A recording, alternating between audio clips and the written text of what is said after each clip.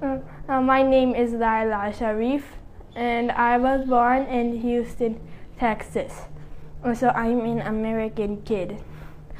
So, and I don't want to go back to Japan because I wasn't born in Japan, I didn't live long in Japan, and I'm not going to die in Japan. I asked for help from U.S. Embassy in Bangladesh. So please help me, Dhaka U.S. Embassy. Please help me. আমার মেয়ে তো ঢাকার US embassy থেকে সাহায্য চেয়েছে, আমরা সেই সাহায্যের অপেক্ষায় আছি। এখনো পাইনি, ইনশাল্লাহ পাবো আমরা। কথা হচ্ছে যে অবশ্যই আছি। উনি সিআইডি ডেকে আমার বাচ্চাকে রাতের গভীরে তুলে নিয়ে ভিকটিম সাপোর্ট সেন্টার দিয়েছেন, র্যাব ডেকে এনে রাতের গভীরে তুলে নিয়ে আবার ভিকটিম সাপোর্ট সেন্টারে দিয়েছেন। এই বাচ্চা কি এটা ভুলে যাবে? ওর বয়স 11, ও কি ভুলবে? তারপরে পরের দিন উনি আদালতে বসে, যখন নাকি ভিকটিম সাপোর্ট সেন্টার থেকে আমার মেয়েটা এক কাপড়ে আদালতে এসে বসেছে, ওকে টিটকারি মেয়ে জিজ্ঞেস করছে, তোমার ঠিকানা কই, তুমি কোথায় থাকো এখন? খুব অমানবিক। ও তো একটা বেবি। এবং অবশ্যই আশঙ্কা করি আবার কি উনি ঘটিয়ে বসেন।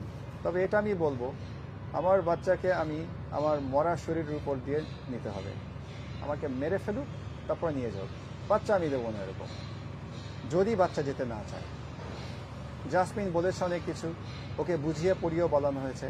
আমি তো এগুলো টানাটানি করিনি, আমি তো ওকে গিয়ে কোনো উপদ্রব করিনি। আমি তো একদিনও বলতে পারবেন না উনি ওনার ভারসাম্যদারি কোনো কিছু করেছি, নেভার, তাই না? সুতরাং উনাকে তো লর্ড ক্লাইভ যখন নাকি এসেছিলেন জাহাজ থেকে নেমেছিলেন, আমি আগেও বলেছি, ওনাকে তো কেউ না কেউ পরিচয় করে দিয়েছিলেন। ইনি হলেন গিয়ে মীর জাফর আলী খান, ইনি হলেন গিয়ে ঘসেটি বেগম। ওনাদের সাথে লাঞ্চ খেয়েছেন, ডিনার খেয়েছেন, কথা বলেছেন, আলাপ করেছেন, ষড়যন্ত্র করেছেন, তারপর সেটা ওনারা এক্সিকিউট করেছেন। তারপর আমাদের সিরাজউদ্দৌলাকে জানে মেরে ফেলেছিলেন। আর তো 3 দিন মাত্র, কেমন লাগছে আপনার? খুব খারাপ অনুভূতি, দেখি কি হয়। অবশ্যই খুব খারাপ অনুভূতি।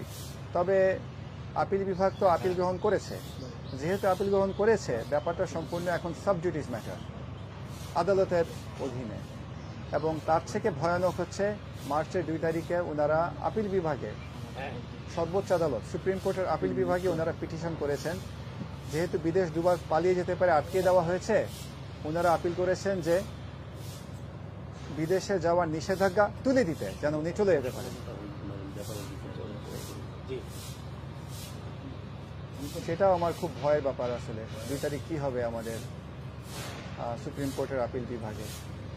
2 তারিখে রায়ের পরে কি কোনো আপিল করার সুযোগ আছে কিনা?